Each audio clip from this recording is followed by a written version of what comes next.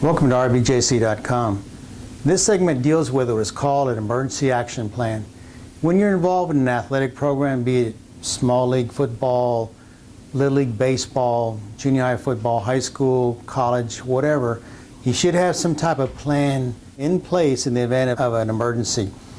Obviously, we want to deal with emergencies that deal with on the field, on the court, that involve an injury that's going to require more than just an ice pack and a nice ride home. Emergency action plans deal with a whole lot of people and how they handle a situation in an emergency setting. For example, you have a youngster on the field who goes down with a head injury and is laying motionless on the field. In your training and what you've done to prepare for that particular event can say a lot about your program. And as we talk about emergency action plans, you should always remember the people involved, the equipment needed to handle that particular situation. Have you practiced that situation? Who's responsible? Who activates EMS? Who guides them to the situation? Those are things we want to talk about.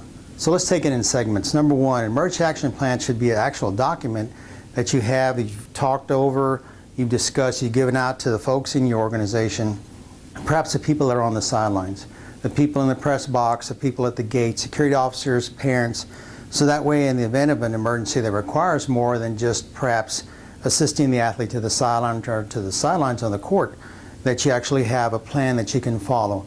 For example, like who will be in charge of the situation? Number two, who's actually in charge of decisions being made on the field? Who will actually activate EMS? Who will be around to direct them? What gate will they come in? Who has keys to those locations? Do you assign a parent? Is it a coach?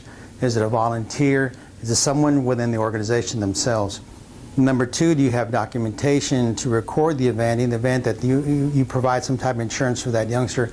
I know that in the high school setting, there's all kinds of forms, insurance policies, procedures to follow, and that's what we're trying to talk about, and we include an emergency action plan.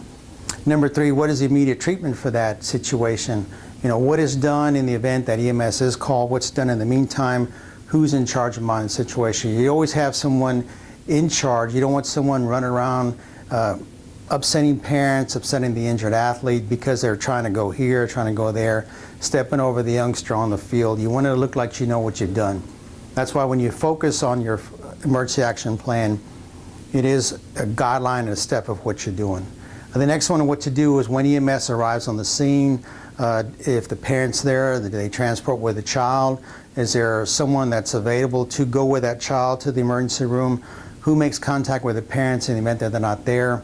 You know, is it cell phone? Is it a landline? These are all situations that you probably have to respond to beforehand. The worst thing to have is a catastrophic injury, a big injury where there's a lot of people on the field, everybody giving their opinion.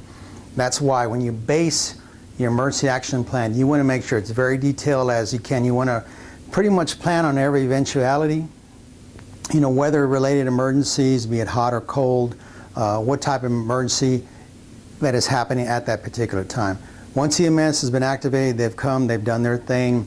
You know, who writes the report? Who follows up? You know, who keeps track of the situation afterwards, after the contest has ended? Is there a follow-up to the ER and a contact with the parents? So these are things that we feel are important that you should include in an emergency action plan. Obviously, you may have one already. You may want to look at it, maybe tweak a little bit based on some suggestions that we've offered here. But by all means, please come up with some kind of plan that's workable based on your situation, based on your athletic facility, and based on the number of volunteers that you have. Don't overload yourselves, but make sure that you try to cover as many of your bases as you can. On behalf of Richard Bone and Joint Clinic, we're here if you ever need us. Please always remember RBJC.com.